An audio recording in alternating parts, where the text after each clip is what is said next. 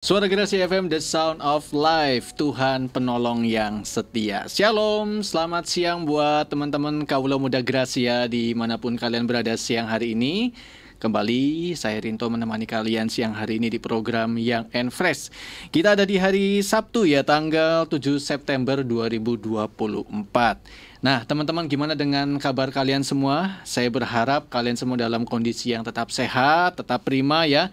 Meskipun memang cuaca saat ini sedang kurang baik ya, cukup panas, kemudian angin juga cukup kenceng. Ya, tapi saya berharap kalian semua dalam kondisi yang sehat dan saat ini sudah siap untuk kembali mendengarkan renungan firman Tuhan. Untuk sama-sama kita boleh belajar, mengerti apa yang menjadi kehendak Tuhan dalam kehidupan kita. Dan saat ini di studio Suara Gerasi FM juga sudah hadir Kak Devlin. Seperti biasa di Sabtu pertama ya, Kak Devlin sudah siap untuk menghadirkan makanan rohani untuk kita semua. Selamat siang Kak Devlin. Siang Kak Rinto. Apa kabar? Baik. Oke. Kak Devlin, hari ini kita mau bahas apa nih Kak? Kita mau bahas tentang, ya seperti judulnya ya teman-teman, ini lagu sekolah minggu yang cukup populer. Oke.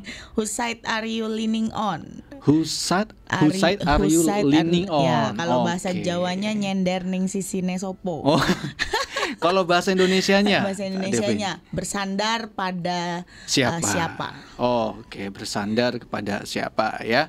Nah, teman-teman juga yang mungkin saat ini kalian menyaksikan di YouTube channel Suara Gracia ya, selamat menyaksikan dan mungkin kalian ada pertanyaan-pertanyaan terkait dengan materi yang nanti akan disampaikan oleh Kak Devlin, atau juga kalian ingin berbagi juga pengalaman yang kalian alami dalam hidup kalian, atau juga mungkin ada pokok-pokok doa nih teman-teman semua ya. Anak muda juga kan tidak menutup kemungkinan ya Kak Devlin ya, kalau kalian punya pokok doa kalian bisa langsung tulis di kolom komentar ya.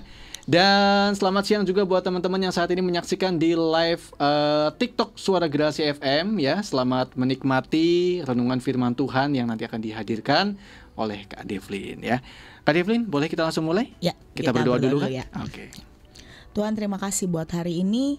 Kami mengucap syukur Tuhan untuk pagi hari ini. Untuk hari ini kami masih diberi kekuatan, kami diberi kesehatan Tuhan, kami diberi tidur yang baik. Terima kasih Tuhan, terima kasih. Biar Kau yang tolong Tuhan, 1 jam ke depan ini beracaralah Tuhan. Biar bukan lagi hikmat manusia, bukan lagi perkataan manusia, tapi hikmat dan perkataan-Mu sendiri yang keluar Tuhan. Memberkati setiap pendengar, memberkati setiap anak-anak muda di kota ini Tuhan. Biar Engkau yang tolongi, semua alat yang kami pakai tidak ada yang error, semuanya berjalan dengan baik, semuanya berjalan dengan lancar. Kau yang berkati semuanya Tuhan. Kami serahkan 1 jam ke depan dalam tangan-Mu. Ini acaramu Tuhan, beracaralah sesuai kehendak-Mu di dalam nama Tuhan Yesus. Amin. Amin. Oke. Apa tadi? Whose side are you leaning on? Anda bersandar di sisinya siapa? Ya, di sisinya siapa? Coba. Di sisinya siapa? Kalau Rinto di sisinya siapa? Ya pasti di sisi Tuhan. Tuhan Yesus ya. Ya, jadi mungkin kan kita sering banget dengar ya, kalau yang rajin sekolah minggu, yang gak rajin juga kayaknya tahu. Whose side are you leaning on? Ini lagu yang cukup populer, yang ya lagunya juga ada geraknya dan ya buat anak kecil lucu-lucuan gitu kan. Tapi setelah kita makin beranjak dewasa, beranjak remaja, sebenarnya lagu ini punya meaning yang cukup dalam. Deep, ya, yang cukup dalam. Whose side are you leaning on? Sebenarnya selama ini kita tuh bersandar di sisinya siapa sih? Apakah kita bersandar di sisi orang tua kita? Atau kita bersandar yang punya gebetan, kita bersandar di sisi gebetan kita? Kita bersandar di sisi pacar kita misalnya? Atau kita memang bersandar pada Tuhan? Atau bersandar sama tabungan kita? Iya, atau bersandar pada tabungan kita, atau bersandar pada diri kita sendiri. Nah, itu. Seringkali lagu ini kan cukup, whose side are you leaning on the Lord's side. Ya kan lagunya kan gitu sebenarnya. Tapi kan yang kita kalau nyanyi kan pasti yang ngikutin lirik, kita nggak bisa ganti-ganti liriknya gitu. Tapi sadar atau enggak, sebenarnya benar nggak sih kita bersandar sama Tuhan? Benar nggak sih kita in the Lord's side? Atau kita cuma bersandar pada diri kita, bersandar pada apa yang menjadi pengertian kita, apa yang menjadi maunya kita. Karena tanpa disadari seringkali kan kita juga kayak ya nggak sabar nunggu waktunya Tuhan. Jadi mau nggak mau kita pakai shortcut, kita pakai jalan pintas yang menurut kita kayaknya oke nih, kayaknya baik nih daripada saya nunggu Tuhan lama gitu. Nah itu kan membuktikan bahwa sebenarnya seringkali kita nggak bersandar pada sisinya Tuhan, kita bersandar pada sisi pemikiran pada diri kita sendiri ya. gitu. Kita mau buka dulu ya di Amsal 3 ayat 5. Amsal 3 ayat 5.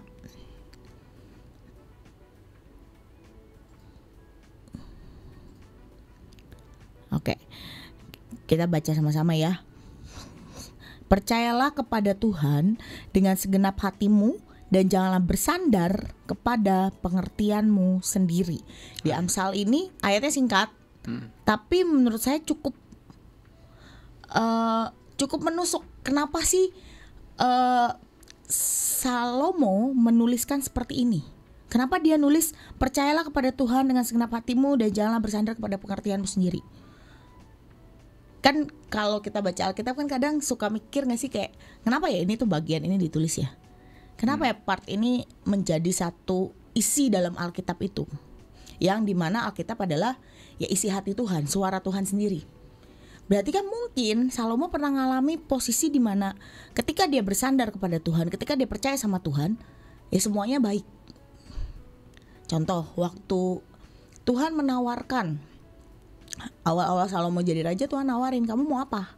Kekayaan, tahta, atau apa gitu. Tapi hari itu Salomo memilih bagian yang terbaik. Dia memilih Tuhan, aku nih gak cukup pintar untuk untuk ngatur rakyatmu. Aku gak cukup punya pengertian untuk ngatur rakyatmu. Jadi aku minta hikmat. Dan bisa dilihat sepanjang di Alkitab, bahkan di Alkitab sendiri nulis bahwa setelah Salomo tidak ada raja yang seperti dia, yang mempunyai hikmat seperti Salomo. Berarti bisa dibilang sepanjang itu, bahkan sampai hari ini mungkin hikmat yang ada di dunia ini tidak pernah melebihi hikmat Salomo. Bukan Salomonya teman-teman, tapi Tuhannya. Karena dia bersandar kepada Tuhan.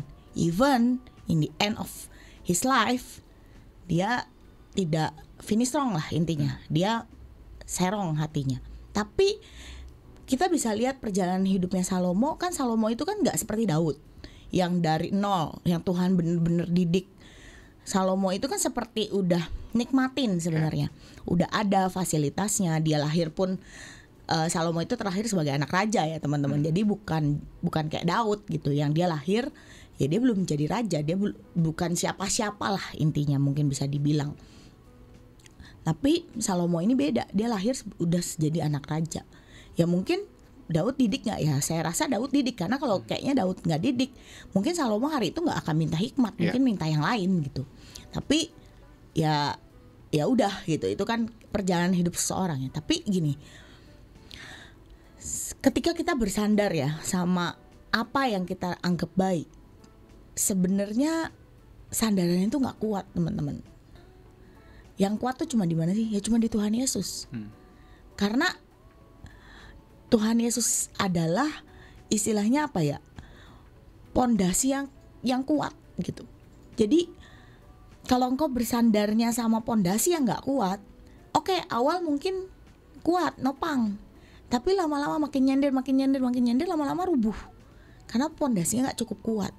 Tapi kalau kita bersandar kepada Tuhan Yesus yang pondasinya kuat, mau sampai kapanpun, ya sandarannya akan kuat gitu. Bersandar tuh kayak apa sih? Menurut saya bersandar tuh seperti apa ya? Seperti kita gak punya, seperti orang yang mungkin lemes gitu loh, yang gak bisa berdiri sendiri. Bersandar, ya kan kalau kita namanya butuh sandaran karena kita nggak kuat berdiri, bener nggak sih? Kalau secara logika ya, kenapa sih butuh sandaran?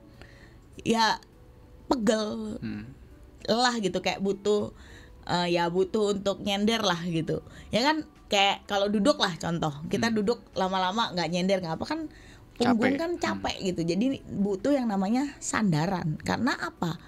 Ya kita nggak bisa berdiri sendiri berarti.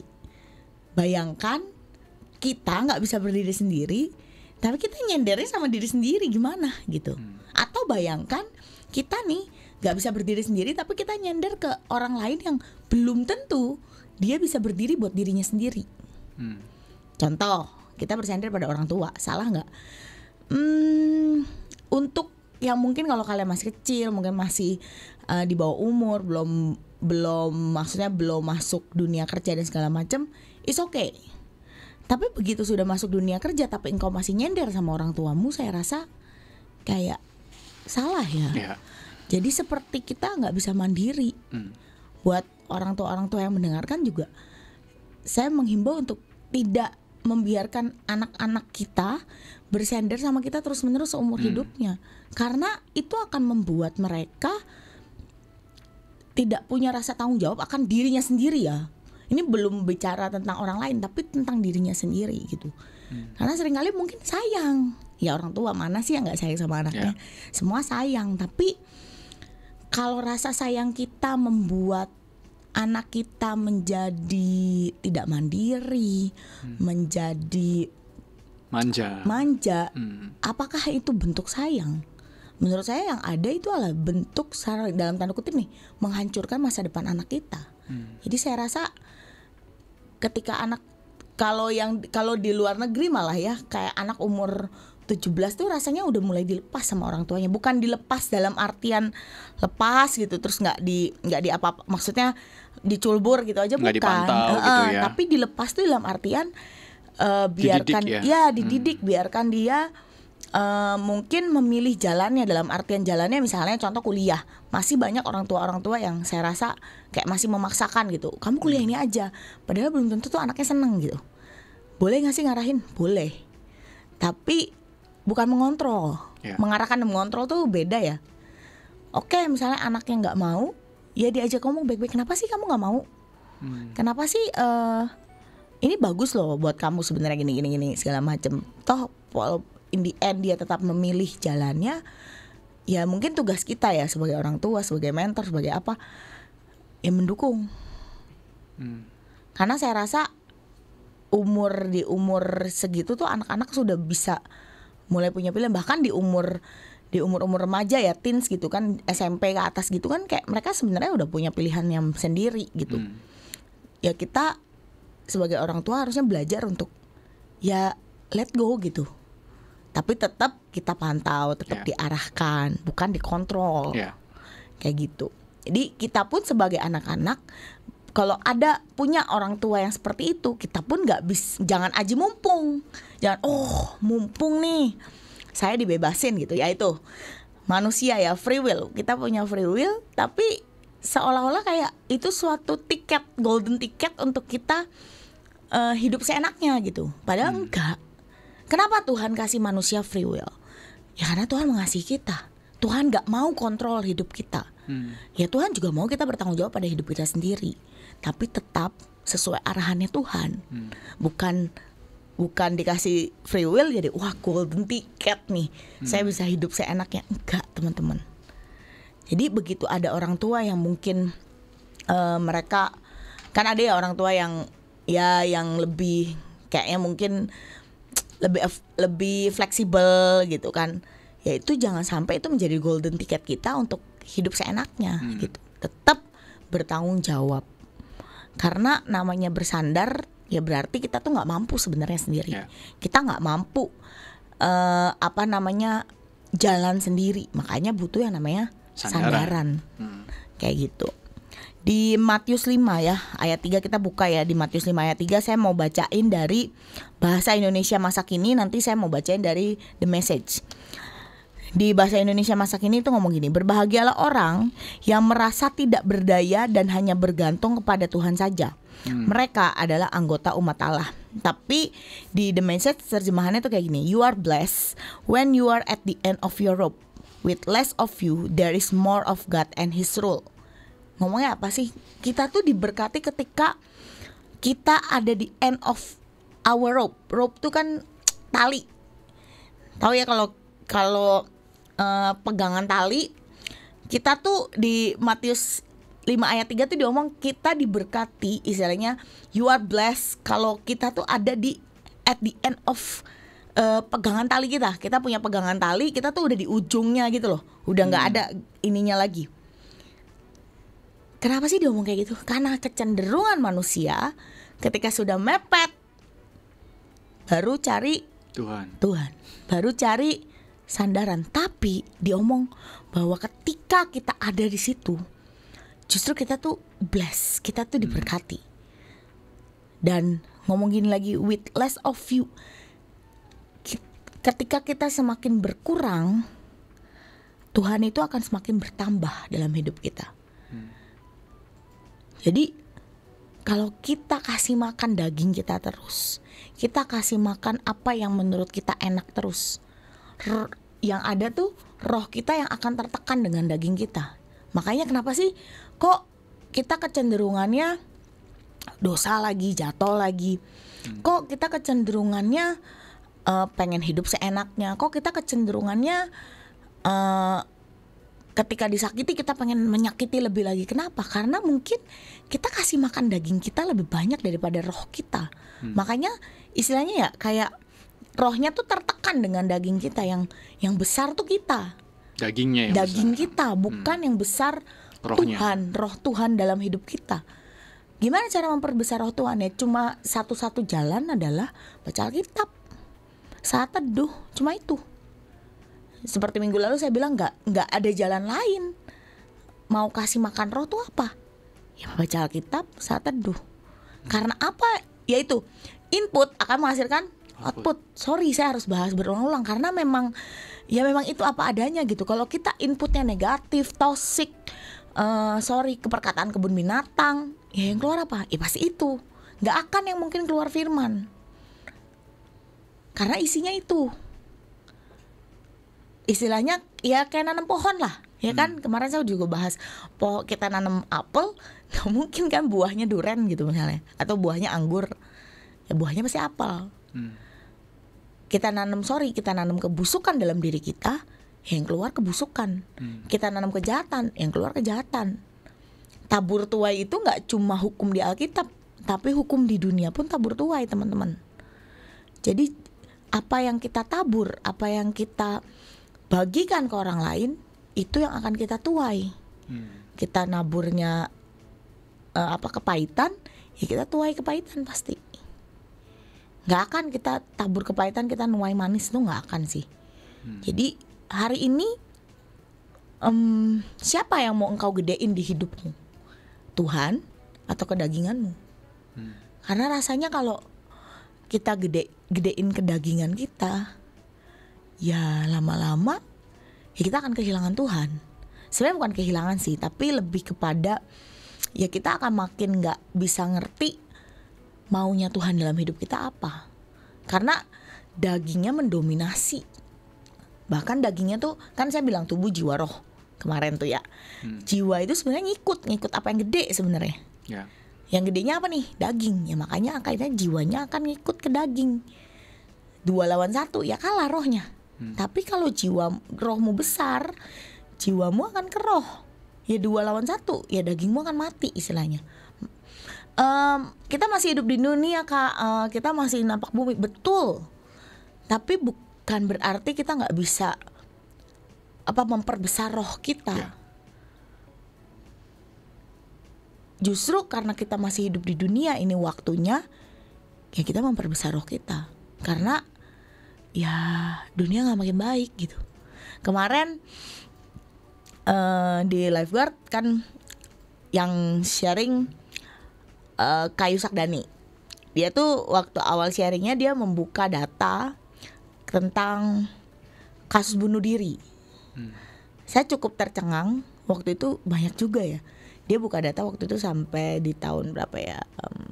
Saya agak lupa. Cuma akhirnya saya research sedikit. Jadi sejak 1 Januari sampai 15 Desember 2023 ya, angka bunuh diri di Indonesia ya teman-teman, di Indonesia itu mencapai 1.226 jiwa. Kalau di rata-rata setidaknya setiap hari tuh ada 3 orang yang melakukan itu. Kalau di rata-rata. Itu cuma di Indonesia. Di Indonesia, ini kita bahas di Indonesia.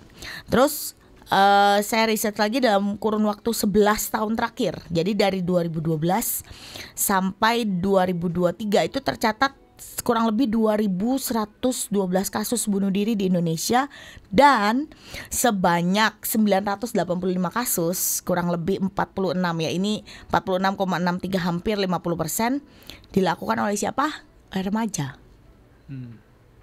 Bayangkan remaja itu ya seperti kita ini, yang dirasa buat kita yang udah dewasa, masalahnya apa sih?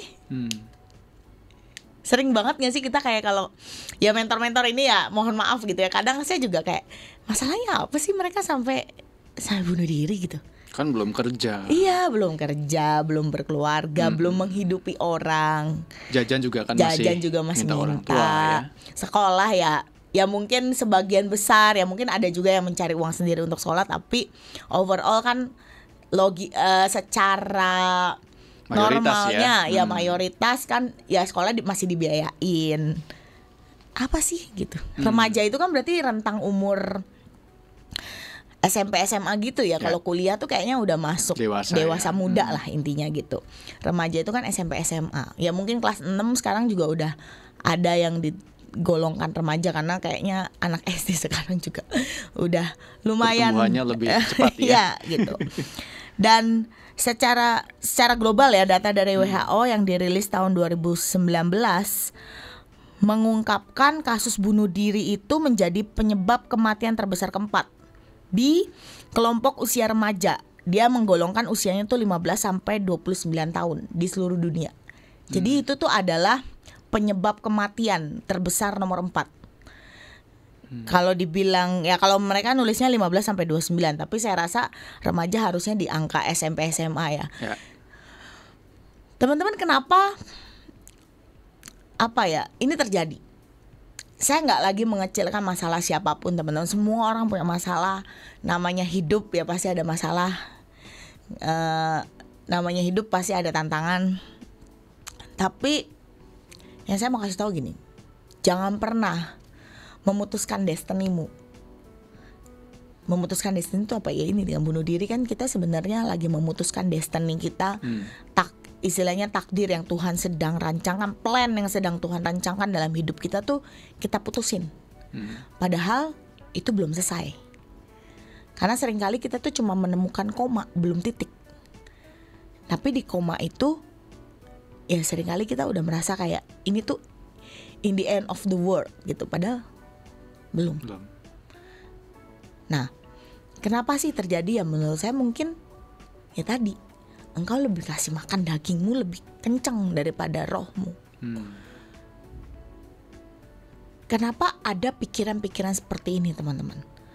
Saya udah bilang ya, kemarin iblis itu udah gak lagi main dengan cara bunuh tuh bunuh gitu. Itu tuh kita udah tahu itu dosa. Nyolong tuh nyolong, itu kita udah tahu dosa. Tapi dia main apa sih? Main masuk dikit-dikit di pikiran kita gitu. Iya ya, kayaknya gue gak berguna ya. Kayaknya gak ada gunanya deh. Gue sekolah juga buat apa ya? Prestasi gak ada. Naik kelas pas-pasan misalnya gitu. Orang tua ngomel-ngomel mulu. Iya, buat apa juga gue hidup ya? Nah, itu tuh salah satu celah tuh iblis tuh masuk. Ya udah, bunuh diri aja. Kamu ngapain? Hidup mau ngapain? Dikira bunuh diri menyelesaikan masalah? Enggak, teman-teman. Loh, kita nggak tahu loh. Saya nggak tahu sih ya. Saya juga nggak mau menghakimi apakah bunuh diri masuk neraka atau masuk surga. Saya nggak tahu lah, karena itu kuasa Tuhan. Tapi gini, tahu dari mana ketika kamu bunuh diri masalahmu selesai? Yang ada, kita menimbulkan masalah baru untuk orang yang kita tinggalin. Contoh, mungkin kalau yang udah dewasa misalnya, ya kalau yang sekarang kadang saya pernah dengar cerita ada yang terjerat pinjol, terus dia bunuh diri. Apakah orang pinjolnya terus berbelas kasihan? Saya rasa kayaknya enggak. Mereka akan tetap nagih. Kemana? Ke keluargamu. Karena namanya pinjol itu biasanya dia punya data kita semua. Kadang diteror, saya aja nggak kenal aja diteror. Cuma karena mungkin dia nge-save nomor saya, nggak tahu juga. Tapi kan ya nggak selesai masalahnya tuh. Ya dan kamu juga nggak tahu jiwamu kemana itu, ke surga atau neraka, kita nggak tahu. Jadi nggak nyelesain masalah, teman-teman. Saya mau bilang buat teman-teman yang mungkin hari ini ya, kalian ada terlintas di otakmu untuk bunuh diri, kebas-kebas teman-teman. Buang jauh-jauh pikiran itu. Berdoa. Kalau perlu engkau cari mentormu, sharing, cerita, ungkapkan teman-teman. Siapa tahu mungkin gini, mungkin nggak ada solution, tapi paling enggak kita doa bareng yuk. Atau kalau engkau mungkin rasanya malu atau gimana, ke taman Tuhan teman-teman. Doa di sana, cari kehendak Tuhan. Pokoknya kalau hari ini ya, teman-teman semua yang mungkin kalian kepikiran hari-hari ini mau bunuh diri atau mau melakukan hal-hal yang tidak baik, stop. Putusin itu. Datang ke taman Tuhan, datang ke mentormu, ungkapkan semuanya. Karena balik lagi, kita gak bisa bersandar pada pengertian kita sendiri. Kita juga gak bisa bersandar sama mentor kita, betul. Tapi paling gak, ketika engkau datang, itu tuh udah salah satu langkah bahwa engkau pengen bersandar sama Tuhan. Kita gak pernah tahu cerita kita, apa yang kita ceritakan akan gimana gitu. Siapa tahu si mentor ini punya pengalaman yang sama yang bisa sharing gitu. Akhirnya jadi sharing, akhirnya jadi terbuka. Oh iya ya, ternyata saya gak cuma sendiri ya. Kemarin-kemarin saya sempat memanggil satu anak. Ternyata dia punya permasalahan yang sama saya. Akhirnya saya cuma bilang, saya relate sama masalah kamu. Saya gak ngomong kosong, saya bilang. Dia sampai tanya, Cici tuh gimana sih gini. Saya cuma kayak ya saya cuma bagi apa yang saya lakukan gitu. Terserah sih, saya bilang. Ini kan orang kan gak selalu sama.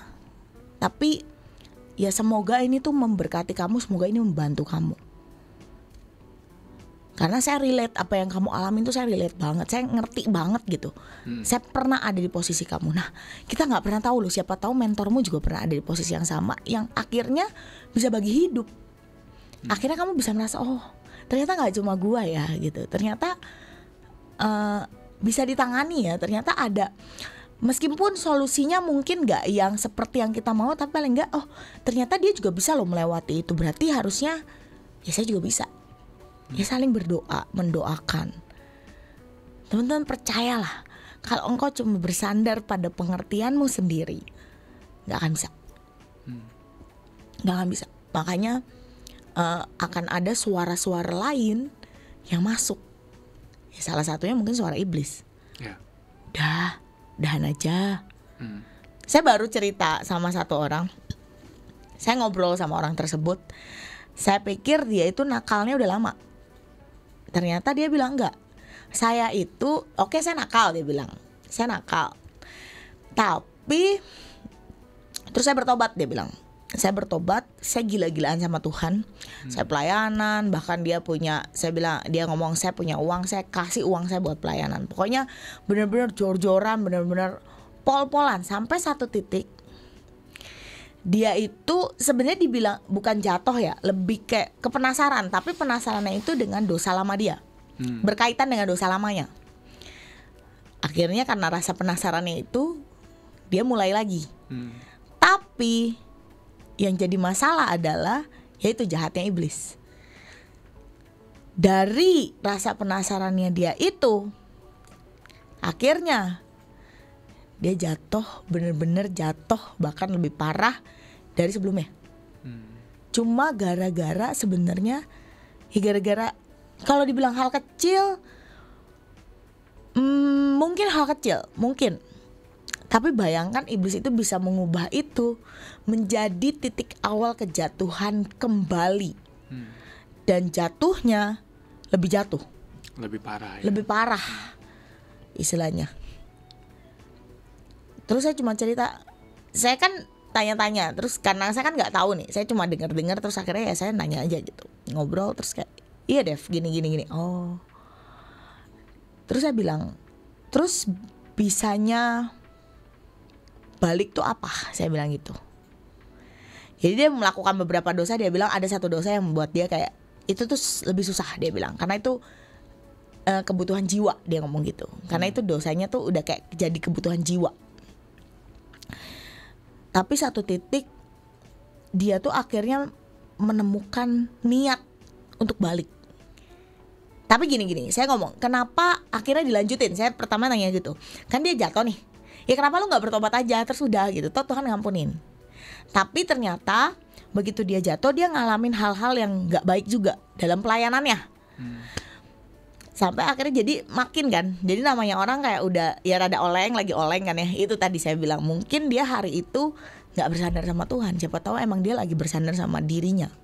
Sampai dia rada oleng, terus pelayanannya juga bermasalah.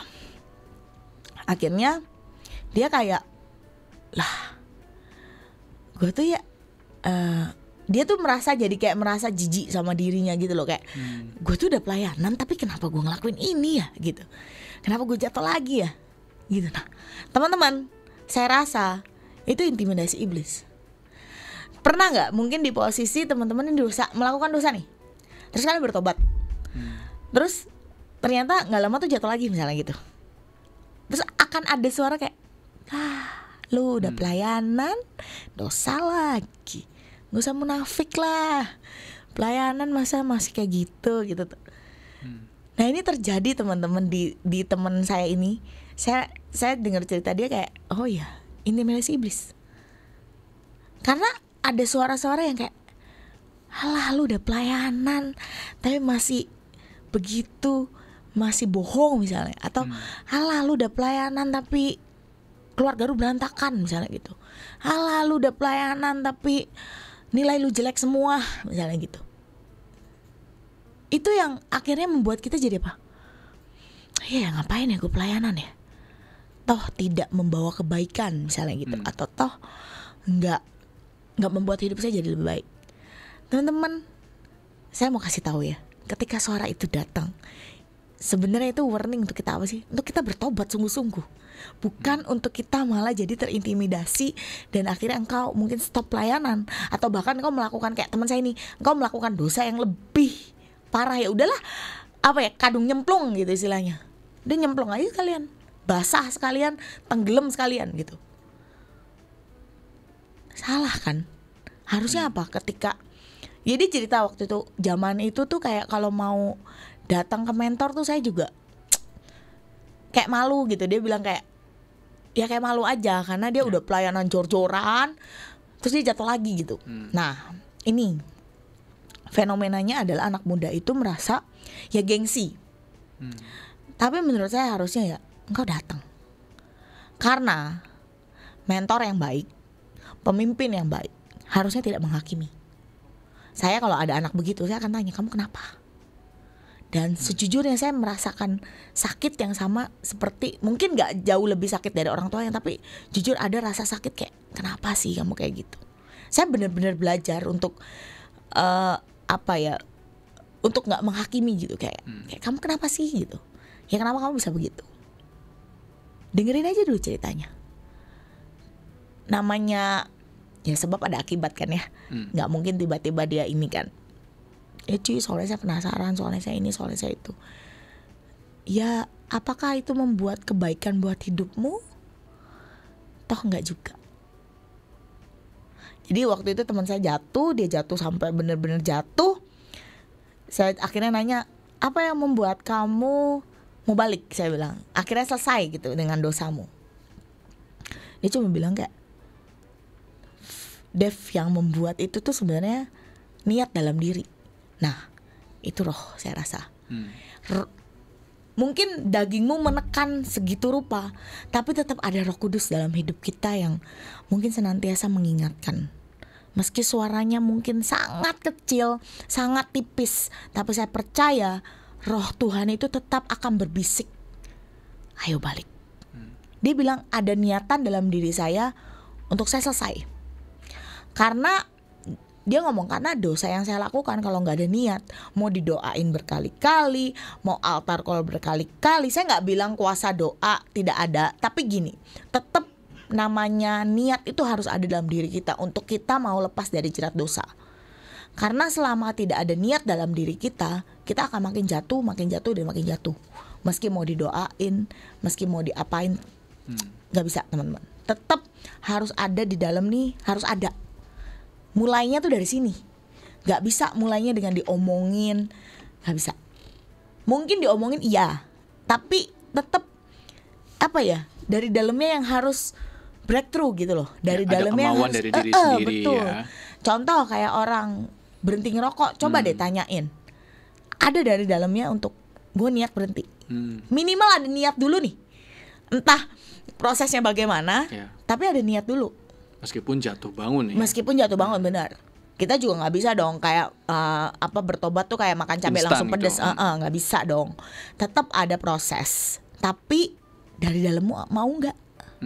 Karena Tuhan nggak pernah tanya mampu atau tidak. Tuhan nanya apa? Mau nggak? Mau atau nggak? Kalau engkau mau, saya juga kalau ada anak yang mau bertobat, saya cuma tanya kamu mau nggak?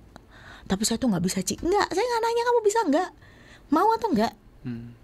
Karena kalau kamu mau, saya bisa bantu. Caranya gimana ya? Tak doain. Saya percaya kuasa doa. Tapi gini, kalau dari dalam diri dia nggak mau, ya yang doainnya capek gitu loh. Contoh, saya ngalamin jatuh bangun tuh mengampuni orang tua. Sampai satu titik, Roh Kudus sendiri yang bicara bahwa, Devlin kamu tuh mau nggak? Loh saya posisi kayak gitu kayak, gak mampu Tuhan, gak bisa, terlalu sakit. Kayaknya tuh untuk ngampunin tuh nggak bisa. Harusnya mereka yang minta maaf. Saya tetap menuntut mereka minta maaf gitu. Istilahnya saya tetap menuntut, pokoknya saya ngampunin kalau mereka minta maaf. Tapi di satu posisi, saya altar call berkali-kali teman-teman, sorry. Beneran, kalau ada pemulihan hati Bapak maju saya. Sampai di satu titik kayak gak ngefek. Sampai saya gak mau maju lagi. Karena gak ngefek, karena apa? Ini gak mau, dari dalam diri saya gak mau. Tapi sampai satu titik Roh Kudus cuma tanya, Devlin kamu mau gak? Ya mau, saya bilang. Saya mau, meski maunya sambil mewek-mewek, sambil berontak kayak ada. Tapi saya cuma bilang, ya saya mau Tuhan. Karena dari mau itu Tuhan akan mampukan. Gak bisa teman-teman engkau bilang gak mau terus nanti Tuhan mampukan, gak akan bisa. Contoh kayak teman saya ini, sebenarnya kalau dibilang kamu bertobat gara-gara siapa? Ya karena ada niat ya. Dia jawabnya karena ada niat, Dev. Dari dalam diri saya tuh ada niat untuk saya bertobat, untuk saya kembali ke istilahnya jalan yang benar lah, intinya gitu. Dari situ dia mulai proses pertobatannya. Gak gampang teman-teman. Tapi niat ini yang akan membuat kita, yang akan memberi kita sedikit dorongan untuk kita breakthrough, untuk kita benar-benar lepas dari jerat dosa. Karena kalau nggak ada itu, ya apalagi kita merasa kayak ya udahlah, toh apa ya? Bahkan dia nih temanku ya udah ngomong gini, gue tuh udah kayak sampai posisi kayak ya udah Tuhan gue masuk neraka juga nggak apa-apa. Karena saking dia merasa kayak gue tuh udah berdosa banget, udah kayak ya dia merasa kayak kayaknya nggak bisa diampuni nih. Dia udah posisi gitu loh teman-teman. Udah sampai intimidasinya kayaknya udah pol-polan, kayak iblis intimidasi dia. Sampai kayak posisi udahlah Tuhan gue masuk neraka aja lah, gak apa-apa. Lah itu tujuannya kan. Tapi tujuan Tuhan Yesus kan bukan itu. Jadi hari ini bersandar sama Tuhan mungkin teman-teman gak bikin masalahmu selesai. Tapi paling gak ya ada kekuatan yang menopang hidup kita. Balik lagi kalau engkau jatuh dalam dosa, mungkin udah berkali-kali, mungkin tobat kumat. Saya mau kasih tahu gini, Tuhan tuh tetap mengasihimu meski engkau jatuh dalam dosa berkali-kali. Saya pernah ngomong ya, mungkin di nggak tahu di sel group di mana lah, saya pernah ngomong bahwa baca Alkitab itu tidak membuat kita Tuhan tambah sayang sama kita. Tapi baca Alkitab itu membuat kita yang tambah sayang sama Tuhan. Karena apa?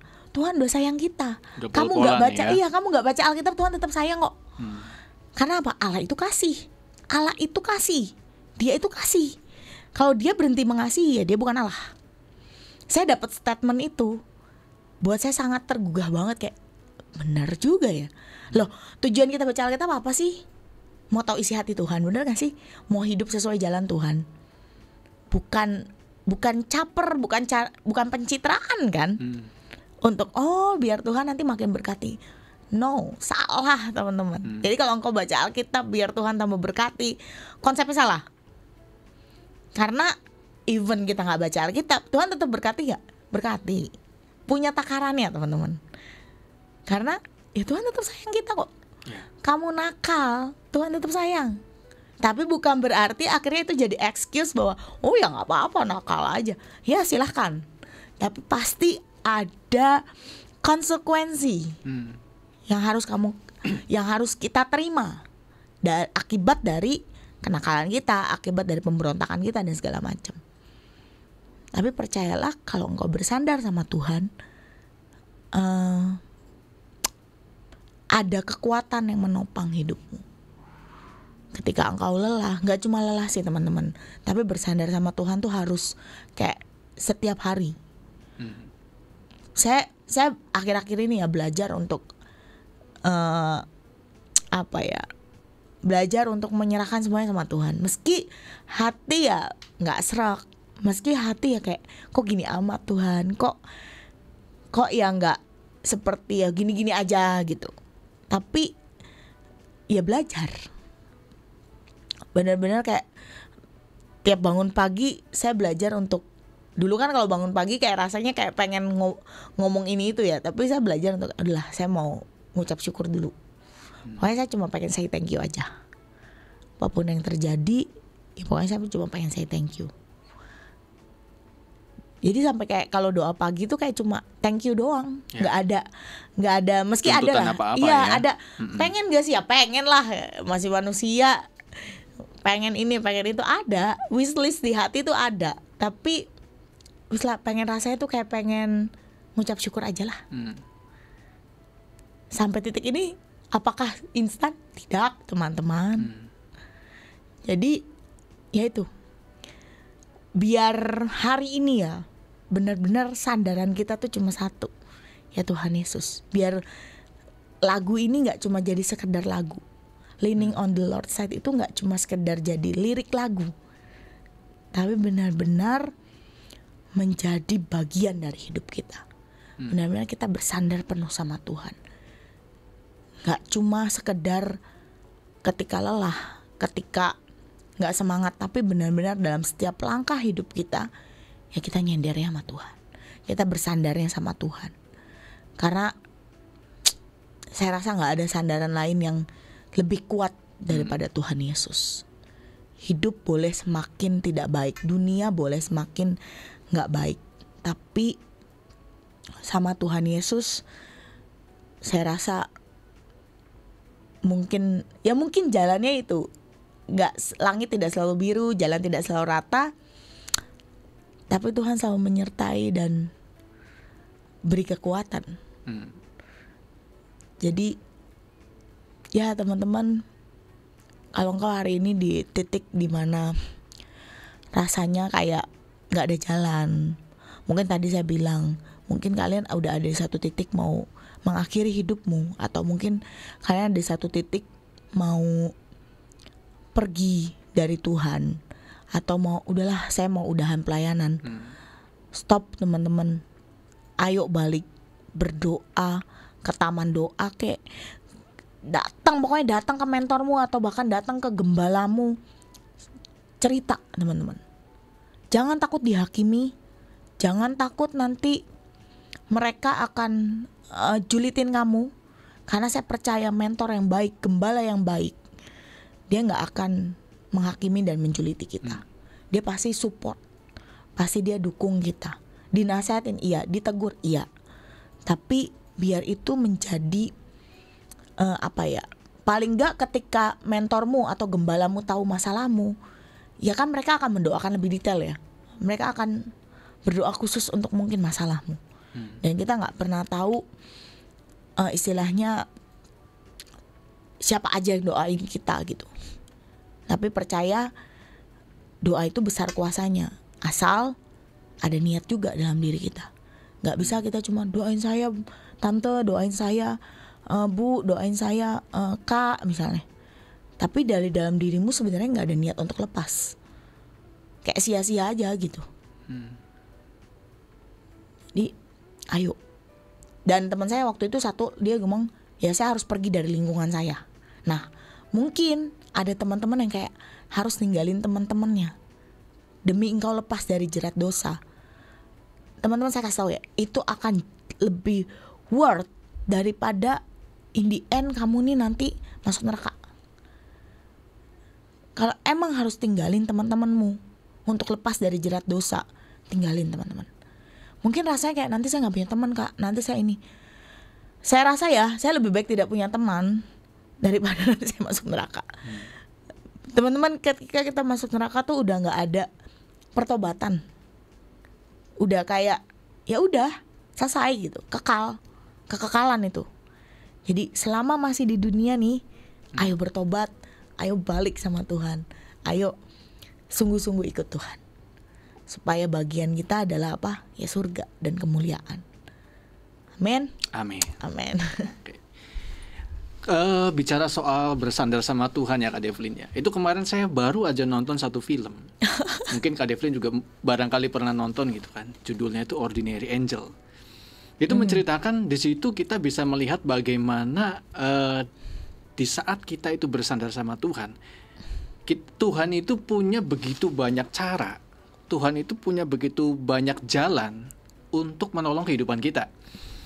Tapi di saat dia bersandar dengan kekuatan dia sendiri, dia mengalami kebuntuan gitu tuh. Jadi percayalah teman-teman, di saat ini kalau misalkan tadi Kak Devlin sudah mengatakan bahwa bersandarlah ya kan kepada pundak yang benar. Gitu kan, bukan kepada diri sendiri, bukan kepada orang lain, bukan dengan harta kita, kekayaan kita. Karena apa? Karena semua yang ada di dunia ini itu terbatas, Kak. Betul. Tapi kalau kita bersandar kepada Tuhan yang sang sumber pertolongan itu, percayalah, mungkin Tuhan nggak kelihatan, tapi Tuhan itu sanggup. Dan itu kisah nyata, Kak. Film itu adalah kisah nyata. Dan di situ bisa ditunjukkan bahwa Tuhan begitu banyak cara yang bisa Tuhan lakukan untuk menolong kehidupan si pria ini. Dia punya hutang yang banyak ke rumah sakit karena istrinya sakit, ya kan? Udah gitu dia juga anaknya sakit liver, harus menjalani apa? Kemo. Donor ya. Dan itu membutuhkan biaya yang besar juga. Dia membutuhkan pesawat untuk bisa menerbangkan anaknya, ya kan? Dan itu ternyata Tuhan bisa selesaikan semua permasalahan yang dia hadapi. Tuhan bisa pakai siapapun gitu. Bahkan yang Tuhan pakai itu bukan orang yang kelihatan rajin ke gereja, tapi Tuhan bisa memakai seorang alkoholik, seorang perokok, bahkan seorang yang dia itu hidupnya sendiri merasa bahwa dia itu nggak berharga. Itulah cara Tuhan gitu. Makanya di sini teman-teman, kenapa pentingnya kita bersandar sama Tuhan? Karena di saat kita bersandar sama Tuhan, itu apapun yang kita hadapi dalam kehidupan ini, Tuhan itu pasti selalu punya solusi dalam kehidupan kita. Tapi kalau kita bersandar dengan kekuatan kita sendiri, percayalah, kita akan mengalami namanya kelelahan dalam hidup kita. Iya, burnout, overload. Dan akhirnya bundir. Ya mungkin kan itu gini loh. Kalau dibaca ya teman-teman artikelnya, itu tuh bunuh diri itu nggak cuma karena satu masalah. Sebenarnya kan akumulasi masalah yang dia pendam, dia ini pada akhirnya nggak kuat, ya blow up, ya itulah terbakar akhirnya kan. Jadi apa namanya, yang tadi cerita yang Korinto itu menarik banget loh. Tapi ingat, tetap Tuhan punya waktunya. Ada timelinenya. Jadi nggak bisa kita bersandar sama Tuhan terus timelinenya ikut kita, nggak bisa. Timelinenya tetap ikut Tuhan. Mungkin di film itu ya emang udah waktunya Tuhan mengatur sedemikian rupa seperti itu. Itu memang kelihatan banget loh. Tuhan itu menguji kesabaran dia juga. Gitu. Jadi bukan berarti bersandar sama Tuhan semua masalah beres. Iya.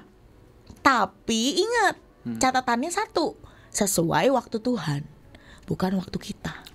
Karena seringkali nih ya, kenapa akhirnya yang membuat kita jadi nggak mau bersandar sama Tuhan? Karena kita bersandar, tapi kita tetap pakai waktu kita gitu loh. Kayak tetap maunya kita gitu. Padahal Tuhan tuh punya waktu yang terbaik yang dia atur untuk hidup kita. Dan pasti tepat. Betul.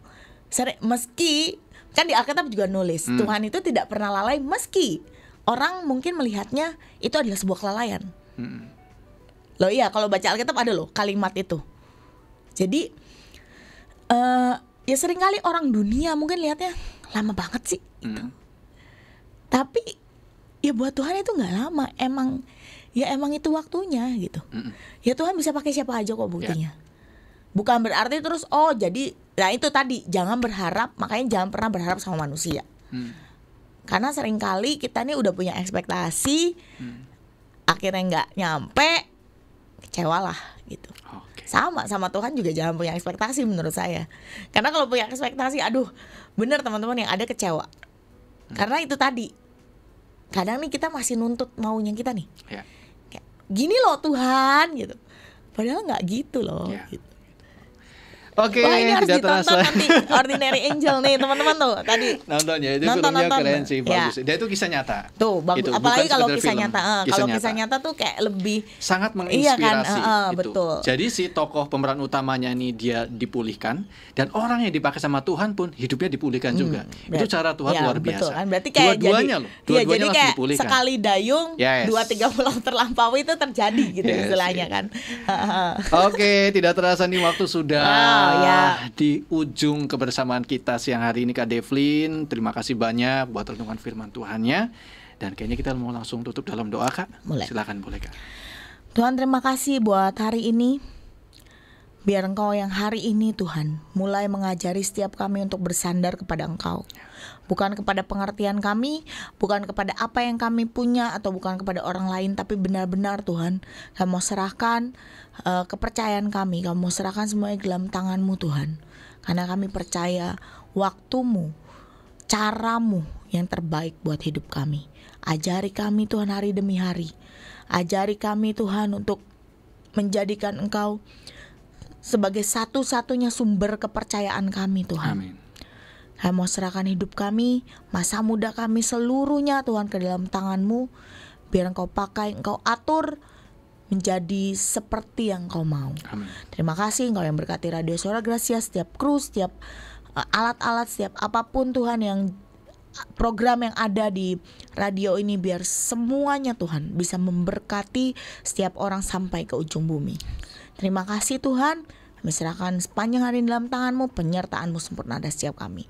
Di dalam nama Tuhan Yesus. Amin. Amin. Silakan Kak Devlin untuk ibadah lifeguard. Informasinya. Ibadah lifeguard kita akan ibadah setiap hari Jumat jam 6 sore di Gedung Gracia lantai 2.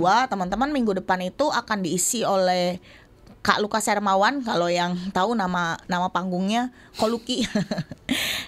Beliau akan bahas tentang generasi Yoel part 1 katanya. Nanti part 2-nya mungkin ada.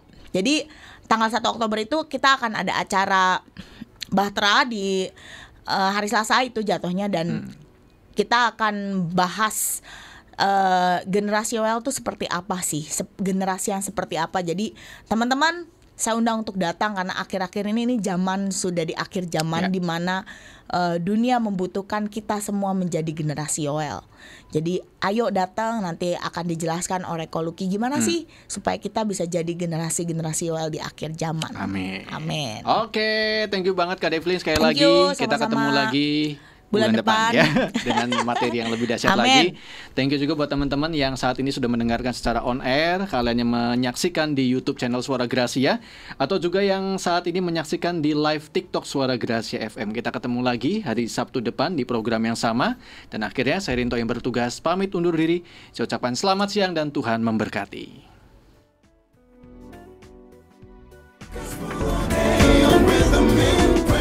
Suara Gracia FM Radio. Share positive vibes every day. Positive uplifting FM.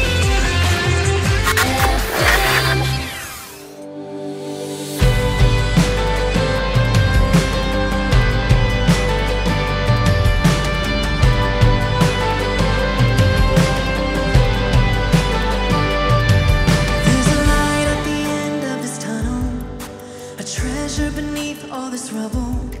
There is peace that only comes through war. There's a dawn that will break through the darkness, a hope when it all seems so hopeless. There's a joy I can't fathom that's in store. I lift my eyes, I look to the sky, see the King of Glory, He is still on His throne. I lift my weary head, He's not finished yet. Though I walk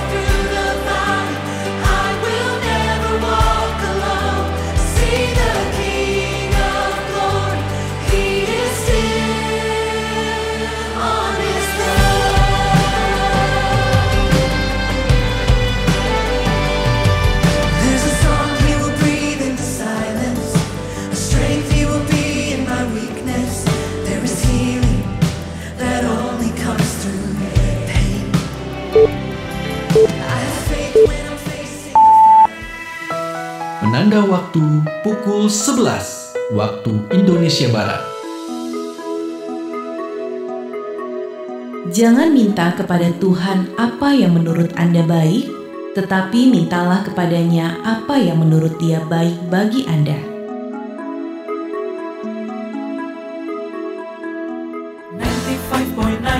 FM Suara Gracia.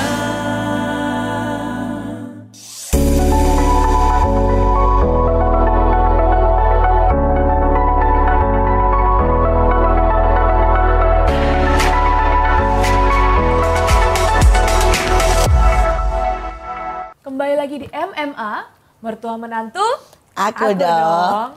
Kali kita datang dengan sebuah tema yaitu Tania Back to Jonathan. Spesial ini Pak. Nah, Spesial sekali, luar biasa. Sangat luar biasa. Boleh mulai menceritakan sedikit ya nama, perkenalan, ibu juga, dan kemudian kasih clue nih yang seru ya supaya kita semua mengerti apa artinya ini Tania Back to Jonathan. Shalom. Tania, Jonathan. Tania itu adalah masa lalu saya. Itu adalah manusia lama. Oke. Tapi setelah Tuhan pulihkan, Tuhan selamatkan hidup saya menjadi Jonathan. Menjadi manusia yang baru, Amin. sesuai dengan ciptaan Tuhan Yesus Kristus. Kodrat Jadi awal. kembali ke identitas yang dari Tuhan Yesus Kristus. Oke. Sekarang umur berapa dan kemudian ya mungkin atau sekarang mengerjakan apa mungkin sedikit bisa supaya tahu siapakah Bapak Yonatan ini. Saya sekarang usianya 62 tahun. Masih muda sekali, saya tertipu nih. Saya pikir masih 45-an ini, wah luar biasa. Kelihatan ya Pak? Kelihatan ya Bu ya? Berarti terus bersuka cita ya. Amin. Sehingga awet Amin. muda ini. Iya. Dan saya saat ini dari tahun 18 setelah Tuhan pulihkan hidup saya sudah melayani Tuhan sampai sekarang. Gitu. Ajaib sekali. Bagaimana dengan Ibu? Kalau saya namanya Mega. Shalom, nama saya Mega. Saya temannya sekaligus tetangganya Yonatan. Oh tetangga. Nah, Wah. kita beda tower tinggalnya. Cuma beda tower. Ya. Tapi memang saya kenal Yonatan ini dari masih bernama Tania. Jadi saksi hidup ya Iya. dari sebuah perjalanan panjang bagaimana merubah dan bagaimana kembali kepada destiny. Betul, dan itu agak surprise sih. Saya bilang, loh kok teman saya ngasih saya surprise begini amat gitu kan ya, dari Tania menjadi Yonatan. Tapi ya pengalaman iman tersendiri sih untuk saya sebagai temannya selama beberapa tahun ini, Bu. Mungkin sedikit mengulang soal Tania ini ya. Nah, sembari boleh diminum, Oh boleh ya, dimakan. terima kasih, Ya, mari, terima mari, kasih. mari. Kita minum dulu ya.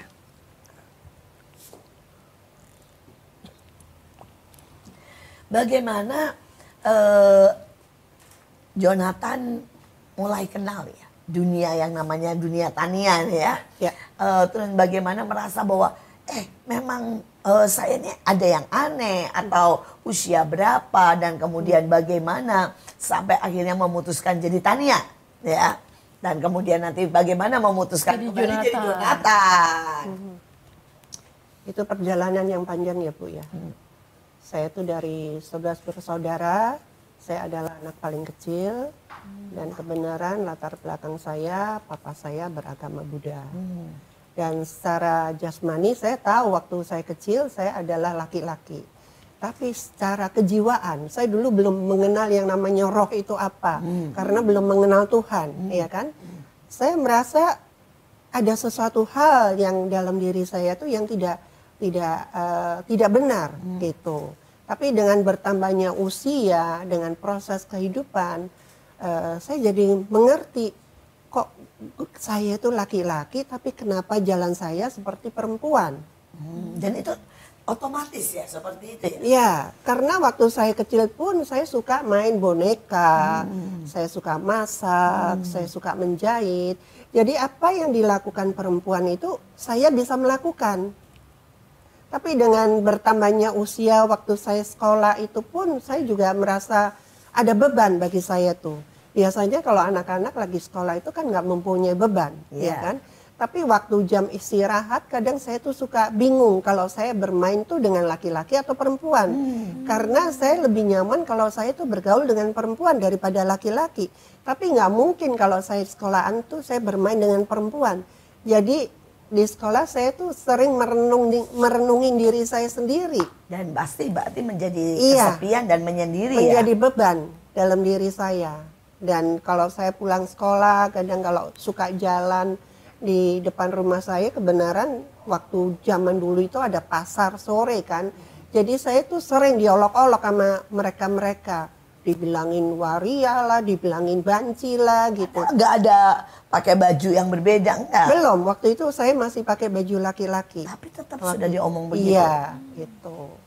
Seringkali tanpa sadar kita melukai banyak orang. Seringkali tanpa sadar kita memberikan stempel kepada banyak orang yang mungkin galau dan kemudian mereka sedang merenungkan apakah dia laki atau wanita dan kenapa dia menyukai hal-hal tertentu.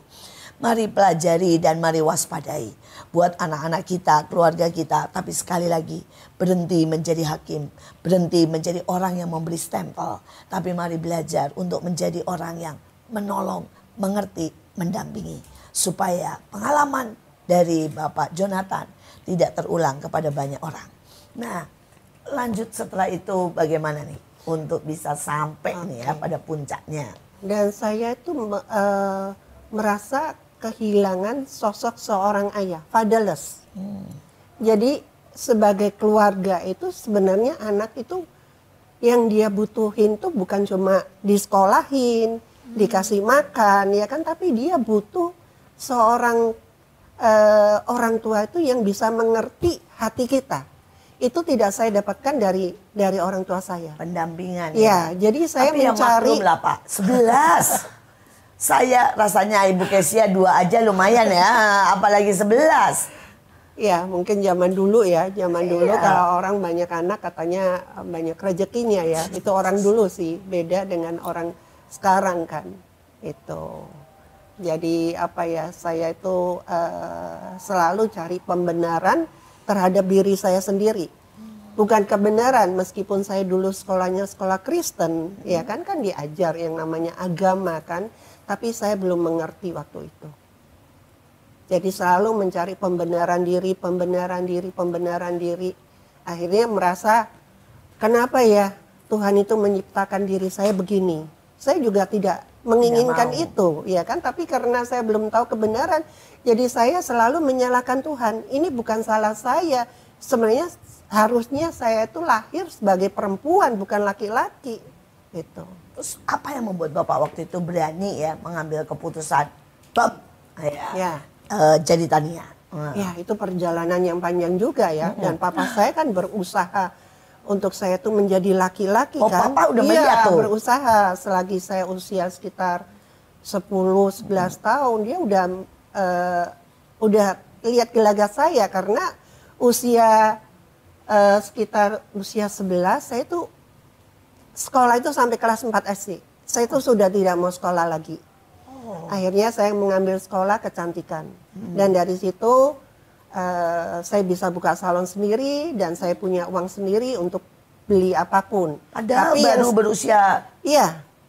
Jadi masa kecil saya tuh udah belajar Wira swasta nih ya? Iya, belajar rambut. Wow. Dan akhirnya saya punya uang sendiri, saya bisa belanja, beli sepatu, beli tas, beli baju. Tapi yang saya beli itu semuanya perempuan. Dan waktu papa saya melihat itu, wah dia marah sekali. Jadi yang namanya saya dipukuli nama papa saya, itu bagi saya itu udah kenyang. Seringkali kekerasan beberapa orang berpikir itu adalah jawaban. Tapi kita mau sama-sama belajar dan sama-sama mengerti. Jangan pernah hadapi dan memaksakan kehendak dengan kekerasan. Mari dampingi. Jangan sampai keluarga kita, teman kita, atau orang-orang di sekitar kita merasakan fatherless. Karena itu sangat berbahaya. Perjalanannya terus pasti menjadi sebuah penderitaan, kesepian, dan sebuah ketakutan yang luar biasa. Tapi akhirnya apa yang menjadi sangat berani dan berontak nekat nih ya jadi tania? Ya, itu juga perjalanan yang panjang ya Bu ya, karena usia 51 tahun saya tuh baru mencari Tuhan. Di usia 51 tahun dan usia 18 tahun saya sudah operasi payudara. Di usia 21 tahun saya memutuskan saya untuk menjadi perempuan, saya operasi kelamin dan identitas saya pun juga sudah berganti dari laki-laki menjadi perempuan. Jadi perjalanan hidup saya itu panjang sekali. Dan KTP dosa juga sudah apapun, ganti ya? KTP udah berganti. Ya saya pun juga udah lintas agama. Karena apa? Saya mencari kebenaran di situ.